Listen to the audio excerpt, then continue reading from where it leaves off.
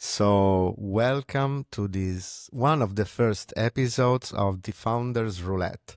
It's a game where crazy people, entrepreneurs, investors, managers, experts, consultants that have a story come and play the roulette game with me. The only caveat is that there are no numbers on the roulette, but topics, and the topics will come up randomly. So we have to discuss the topic that comes up no matter what. And today with me, I have one of my first guests, one that I really care about. Welcome, Eleonora. She will you tell us a bit more about yourself, about what you have been doing in the past and what you're doing today? You're just buying some time before anxiety for playing the roulette game will pop up. Yes, just to warm it up. I know it's super exciting to be here. And I love this intro, crazy people with the story. I can relate to that. So welcome everyone. My name is Eleonora. I am originally from Italy, but I haven't lived in Italy for 13 years, and I'm currently calling here from Thailand. And then soon we'll be moving again because that's also what crazy people do, especially when they launch their business. I haven't always been an entrepreneur. I actually started my journey as most people do. You graduate and then start a job somewhere that feels safe but exciting. I've always been led by motivation, purpose, innovative environment, and I started my career in Nike. And I've been really fortunate. I was part of the HR team, especially recruiting. But very soon, I kind of created my own role and my own niche. So I really specialized in managing international programs for students for MBA. So I managed university relations, employer branding for Nike before jumping to the other side of the world. And I moved to Malaysia to join not a huge multi corporation, like multinational corporation, but I started I think I do the other way around, the opposite path that most people do. So from huge company, like I went to smaller, smaller, smaller. So first I worked for a scale up in Malaysia, focused on ads technology. And I absolutely loved the experience, my first Mhm. Asian experience, but also learned so much about um, the personal development industry, but also what it takes for you as an individual to create your own business, your own brand. And that's where I think I started realizing, oh, okay, I could actually do it. I'm not just interested in becoming an entrepreneur, but I could do it. And but then I continued. I work for two other startups in Malaysia and then in Thailand, leading the HR team, especially in both cases in terms of expansion. So managing international teams and growth and investor relations. So that was really exciting for me.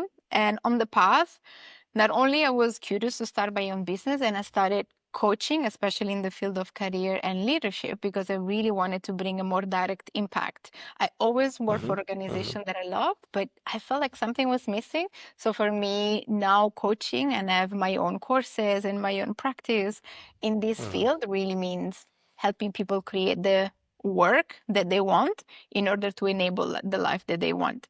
So I feel like it's not the career coaching where how to do my CV, how to prepare for interviews. No, it's really Yeah. how do you find the best application for your life. So it's an interesting field.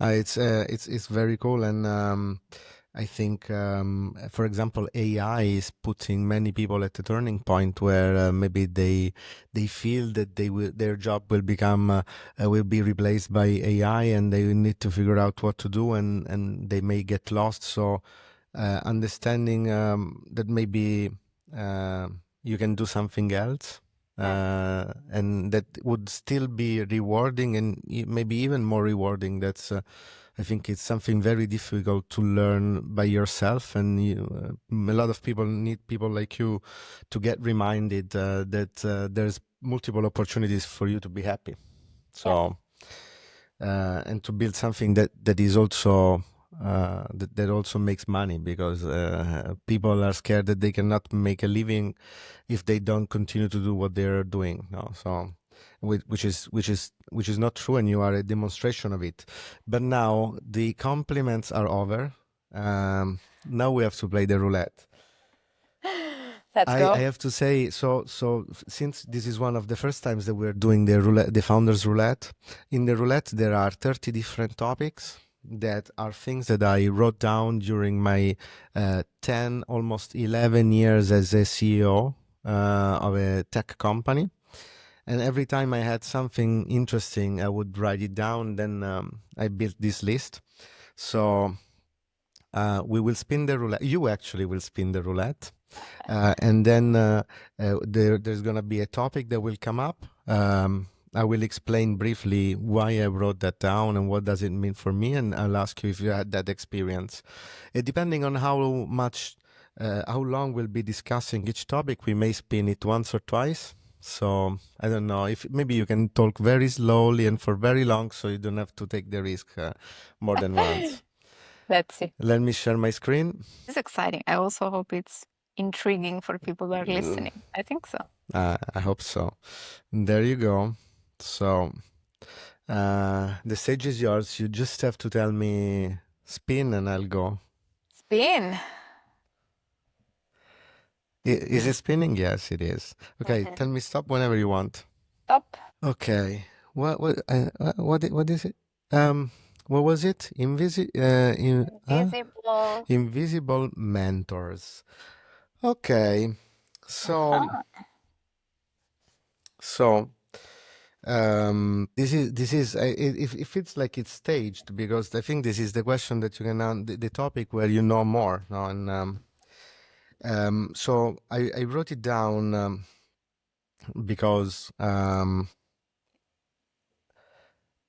curious to know if there has been in your career, in your life, a role model that you've been following that inspired you, that still inspires you. First of all, do you have it? Do you Yes, have more than once? plenty. Yes, Do you have more plenty. than one? And did they change during your career?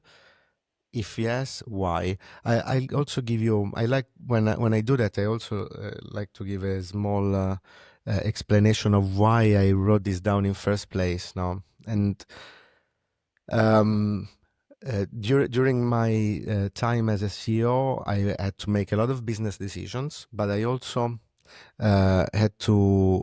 I was always very careful of um, the values and how people would feel and how I would feel about everything that we were doing. Um, and So normally, who inspires you to put kindness or to put yourself in front of business decisions most of the time, at least for me, is not a person that is connected to the business environment.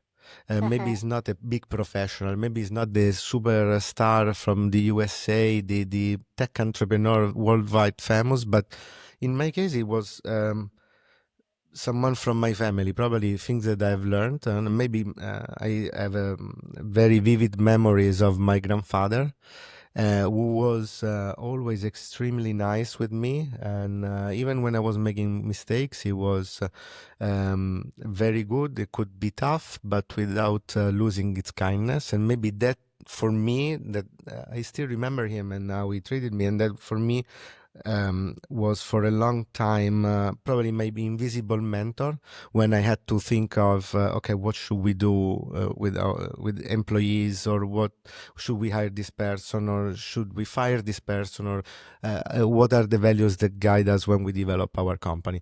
So I spoke for very long, but I wanted to tell you why I wrote it down in first place. Now I leave it up to you. Yeah, but there's a really good example and love to hear more. So maybe we can debate. But you asked me one if I have plenty. I couldn't have done probably anything in my career if I wouldn't have Mm. had many different type of mentors or people that inspired me directly or indirectly, some of them without even knowing. And the earliest memory that I have about it is probably when I was in university, because Mhm. actually I I didn't even mention, but I studied something that is completely unrelated to what I'm doing No. today.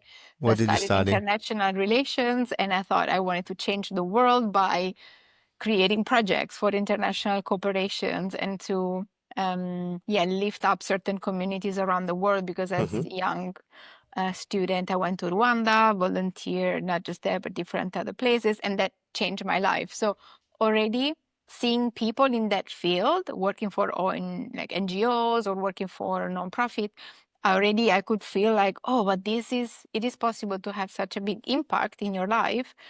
um, so that was my first inspiration. But then I joined a student organization called ISAC. Mm-hmm. It's famous worldwide, and this is where I got my first not just mentors, but such a huge network of connection that even the first almost 10 years of my career, I could Mm-hmm. get job opportunities because I knew these people. And it was so inspiring for me in that phase when I was in early 20s to see that there were so many young people, not just brilliant, but they were given opportunity to go, try, do things, push the boundary. And for me, this is exactly how I wanted to live my professional life. I didn't want to, and maybe it's a cliche, but for me, the impression I had about working in Italy was that it Mm-hmm. might have been a bit limiting, or I could hear, especially with my degree, so many people complaining, you do an internship Mm-hmm. and for Mm-hmm. free forever. It's like, no, I want real challenge, real things. So I was also very inspired by this network of friends that was going abroad and doing all these things. And some of them, even after our organization, they were really employed by like huge companies or even working for the sustainable development goals. Mm-hmm. And I thought, oh, wow, really? So age is just a thing. And you can do anything. So then I became the youngest person in my team at Nike, the youngest manager, and because I had people that showed me that it was possible. Then I had mentors in corporate. I remember my first director, so the one that actually hired me in Nike, but then he got a job abroad, like he was transferred very soon Mm-hmm. afterwards. So we didn't get Mm-hmm. to work together, but see that he was developing and like growing. And even when he was coming back to Europe, he would check up on me. I felt so it was great to see that someone that believed in you still checks on you and see, well, how it's going. I see that you're doing progress. And I've been very fortunate to have people giving me trust. That really was so important to me that I took it as a lesson of I want to do the same for others. So when I became a manager, when I became a leader, I was always looking out for who are the brilliant people that I want to mentor, and let them know that I see the potential in them, because they can do so much more. So that was the corporate phase. And I would add a last one. So right now, because I thought for 7 years to start my Mm-hmm. own business and I was very scared. But finally, when I did it, one of the things that convinced me was not just, okay, I have a network, I have Mm-hmm. the skills, I have the experience, but also I think now a big trend that I see worldwide is there are so many, um, of course, more and more people taking that step and not just creating everything, not just big companies, Mm-hmm. startups, funding, but all formats of businesses. And especially for women, I think this could be a game changer because, especially, there are more and more people setting up their business in a way that is more compatible with the family, that doesn't require working like 12 hours. And I know, like you and I also often talked about that, how demanding it is to be a founder. And seeing or finding a way that it's compatible with my life priority, that's exactly what I Mm-hmm. wanted to do. But that is what I didn't see neither in corporate nor in startup. So I thought that I had to work 15 hours a day as much as I was working in my last leadership roles. But But how did you know? How did you know? You figured it out yourself, or you had examples to follow? yeah, I had examples to follow. So the first step was seeing others talking about it. Oh, wait, it is possible. But then I Okay. also picked, like I think this is one of the things I do well. I scan my environment, like connection, and I see people that really can take me forward to the next Mm-hmm. level. So first I observe, and then when they resonate with my value, when they have a matching purpose. That's how I've chosen my coaches. That's how I've chosen the programs that I've been part of. And in the last 4 years, almost 5 years, they've always been women by coincidence, but yeah, all Mm-hmm. women creating this exactly type of business with a family and not giving up on either part of their life. And I was like, yeah, that's exactly what I want. Do you accept compromises? Great question. I think honestly, I have to say yes. Okay. Um, I The think we live reality? in a gray zone. So I don't have a Okay. solution for just sticking 100% to the first blueprint, Mm-hmm. both in work and in life. But I So am, so but yeah. let me understand it better. So Mm, today you have a mentor. Maybe it can be yeah. someone that yes. Well, Yeah. is someone that you talk to frequently, or you just get inspired by him or her? Yeah. The She last doesn't know two, you? no, the last two have turned from invisible mentors to actual mentors. Really? Yes. Why? So Tell us more. how did that happen? Well, first, so this started when I was in working for Mind Valley. So it started when I was in Malaysia because immediately the company, like working with a company, Mm-hmm. came with the opportunity of networking with so many people, right? So first it was the authors, then teach the courses or like people that are expert in their field, whatever it is.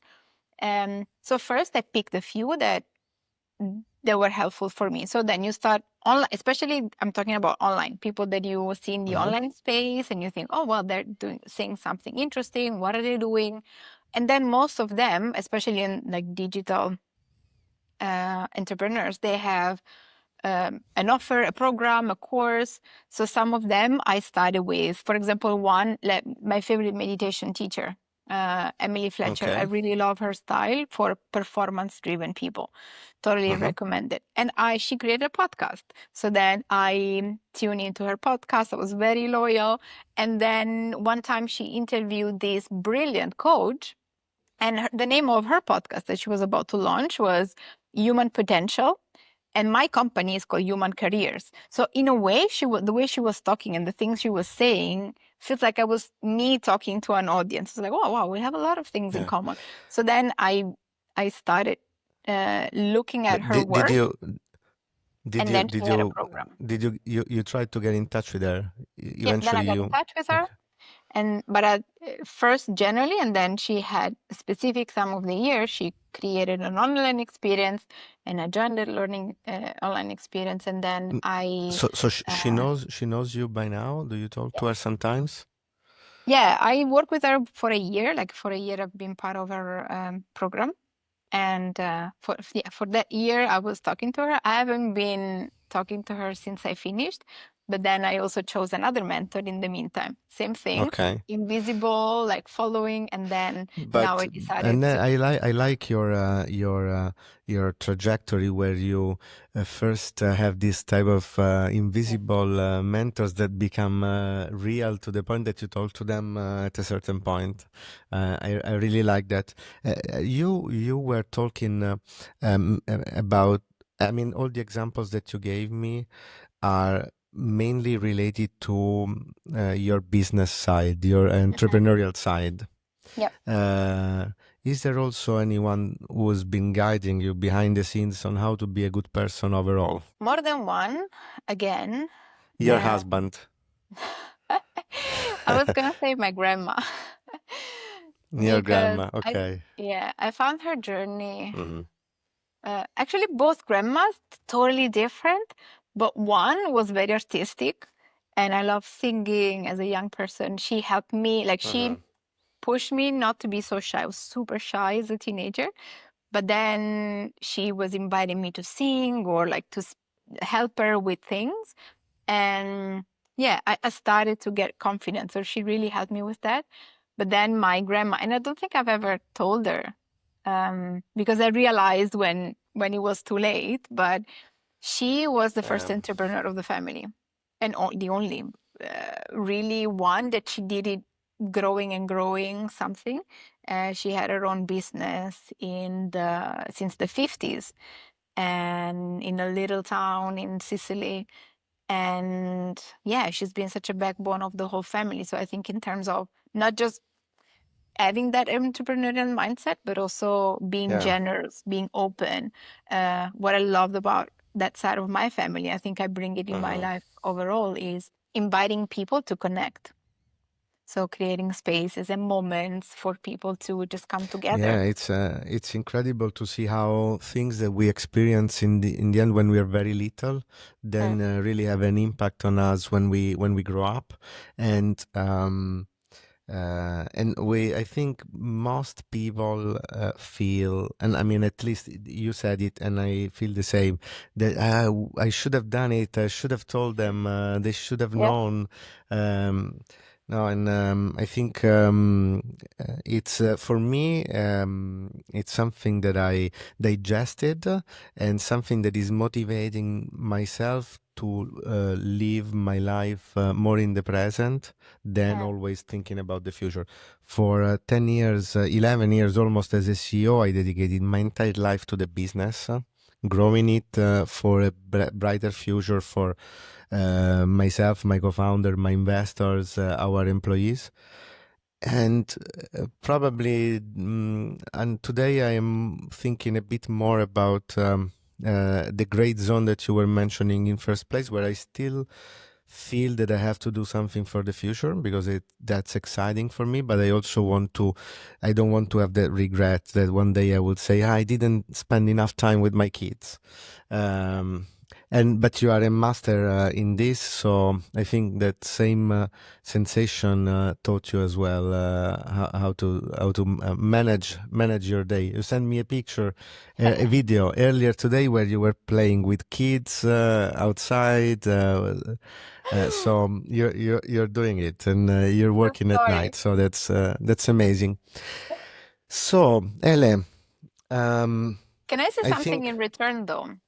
Because while you were tell me. talking, I realized that for you for sure, but I've seen it for me for now since I started, is the Hmm. invisible mentorship works the other way around. Like think how many people are inspired by you and you don't even know. Or then at some point they contact you and say, "Oh, I followed your work for so long." So how many times did that happen to you? It's I hope I hope, and I hope I inspire people to follow a similar path and not to do the opposite.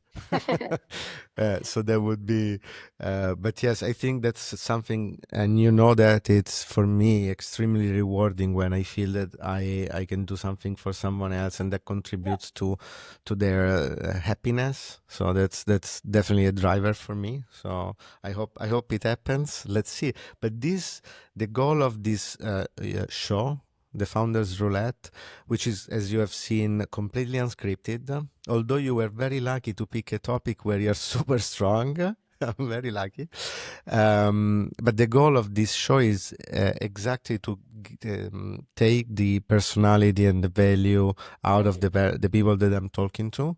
Because to be honest, I'm a bit fed up to see all these videos where everyone is perfect, everyone has a phenomenal background, and are here to show that they close 100 million deals. Yeah. We want to see the people behind it. And I think you did extremely well today. And I think there's going to be a lot of people that are going to be very curious to know more about you. And I know also that there's going to be a lot of people that would like to see you playing the roulette again. So I invite these people to subscribe to let the channel grow, to like it, share it, leave it in the comments, and if this gets enough traction, I invite you again and we spin it. But this time I remove this topic, so you have to play on a more dangerous ground. Well, I think it's one of those cases where you say, if you're not afraid of the risk, everything would be fine, right? So this is what funders do. You're not afraid or you don't stop Yes, by and you take the risk, and it's and definitely fun. And you always have the opportunity to switch off your camera and run away, and it's it is not a prison, no. Yeah. Something that I was talking, and then we have to wrap it up. Otherwise, I would be talking for 2 hours with you. But this morning I was talking to a startup, and they were like, we're working so hard, we're not growing customers, and the team is a bit unhappy. And I told them, listen, this is not a prison. I mean, it's not, nobody's forcing you here. Just try to find a compromise. Now, maybe you reduce the team, maybe you set less ambitious objectives, and everyone will be a bit more happy. So you can take inspiration from this, and next time, if the topic is too difficult, you can just leave. Of course. But what you said before really rang a bell for me. So one thing I want Hmm. to point out is, and you made Hmm. me realize about the invisible mentors, that the real, the people that I feel the most connection with are the people who show that real side of them. So I don't resonate anymore with, oh, well, everything is easy, like big phrases, big sentences. But what I really love and what I see, because I've been working with LinkedIn, especially for 15 Hmm. years almost, from almost the very beginning, since I started being a recruiter. So I've seen the evolution of the platform. And as this trend is not just me, I can see that the Hmm. brand, the people that have the biggest interest, the biggest traction are the ones that share their story. And this is also something that I've, Right. like, this trend also is pushing me to open up. And this is something that I coach people a lot on, because it's the natural thing is, oh, if the natural fear is, if I show this part of me, then there will be silence, then I will hear crickets. And I've seen it time and time again that it's the opposite. So the Yeah, invitation is not to I be afraid of completely that. agree. I completely agree, and I think, and also this played a role for myself when I decided to launch the Founders Roulette, this YouTube show. Now I thought, okay, but what am I doing now, or why am I doing this? And then I thought, okay, I have to prepare everything. I need to make sure that every time I'm extremely polished. And in the end, I said, okay, if I have to do it, I just don't care. I just show up in a t-shirt. I talk with smart people, and I mean, we'll figure it out.